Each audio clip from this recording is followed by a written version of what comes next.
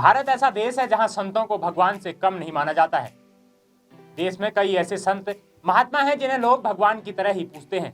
इन्हीं में से एक संत हुए बाबा नीम करौली महाराज। देश के कई संत, ज्ञानी और योगी अपने कार्यों और चमत्कारों से समय समय पर दुनिया को चमत्कृत करते रहे। बाबा नीम करौली महाराज भी इन्हीं में से एक माने जाते हैं। पूरी दुनिया में बाबा के करोड़ों भक्त हैं। बाबा नीम करौली का नाम लक्ष्मण नारायण शर्मा था, लेकिन एक चमत्कार के बाद उन्हें बाबा नीम करौली के नाम से लोग जानने लगे। आइए जानते हैं आखिर वो क्या था चमत्कार। लक्ष्मण नारायण शर्मा का जन्म उत्तर प्रदेश के फिरोजाबाद जिले के अकबरपुर में साल 1900 में हुआ था। उनके पिता का नाम दुर्गा प्रसाद शर्मा था। 11 साल की उम्र में माता पिता ने उनकी शादी कर दी थी। समय बीतने के साथ लक्ष्मी नारायण शर्मा का मन वैराग्य में लग गया। उन्होंने साधु बनने के लिए साल 1958 में घर बार छोड़ दिया। इसके बाद उनके पिता ने काफी मनाने की कोशिश की। पिता की बात मानकर व्यवस्थित विवाहित जीवन में जीने के लिए वह घर लौट आए। इसके बाद उनके 2 बेटे और 1 बेटी हुई।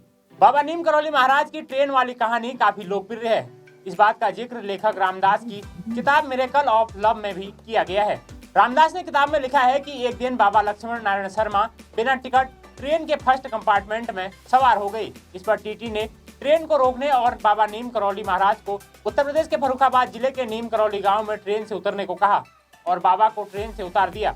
इसके बाद ट्रेन वहां से 1 इंच भी नहीं हिली। काफी कोशिश की गई लेकिन ट्रेन नहीं चल सकी। जब ट्रेन से बाबा को उतार दिया गया तो ट्रेन चालू करने के लिए रेलवे के अधिकारियों ने कई जतन की, लेकिन ट्रेन आगे नहीं बढ़ी। इसके बाद रेलवे के अधिकारियों ने पूरे मामले की जांच की तो टीटी ने पूरी बात अधिकारियों को बताई, जिसके बाद से ही बाबा को आसपास में तलाश किया गया। बाबा मिल गए और अधिकारियों ने नीम करौली बाबा से ट्रेन में बैठने की गुहार लगाई। आइए जानते हैं कैसे पड़ा नीम करौली बाबा नाम। अधिकारियों ने जब बाबा को खूब मनाया तो वह मान गए और हंसते हंसते ट्रेन में बैठने लगे। लेकिन पायलट तब तक ट्रेन को आगे नहीं बढ़ा सका जब तक कि बाबा ने उसे आगे बढ़ने का आशीर्वाद नहीं दिया। कहा जाता है बाबा ने आशीर्वाद दिया तो ट्रेन चल पड़ी। इसके बाद बाबा की शर्त के अनुसार रेलवे ने फर्रुखाबाद के नीम करौली गाँव में एक रेलवे स्टेशन बनाया। बाबा कुछ समय तक नीम करौली गांव में ही रहे और यहीं से उन्हें नीम करौली बाबा के नाम से जाना जाने लगा।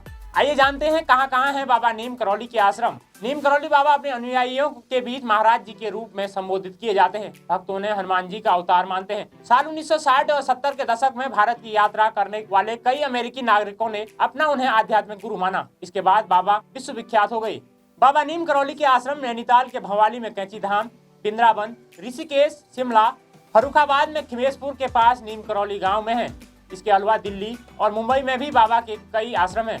वहीं बाबा के भक्तों की बात करें तो फेसबुक के सीईओ मार्क जुकरबर्ग, एप्पल के सीईओ स्टीव जॉब्स से लेकर भारत के प्रधानमंत्री नरेंद्र मोदी और क्रिकेटर विराट कोहली, उनकी पत्नी बॉलीवुड एक्ट्रेस अनुष्का शर्मा सहित बाबा के कई नामी और बड़े भक्त हैं। दोस्तों, क्या आपको पहले पता था बाबा लक्ष्मी नारायण शर्मा से नीम करौली महाराज कैसे बने? हमें कमेंट कर बताएं। हाँ, अगर आपके पास भी बाबा नीम करौली महाराज से जुड़ी कोई इस तरह की कहानी हो तो आप हमें फ्लैश में चल रही मेल आईडी पर भेज सकते हैं। नमस्कार।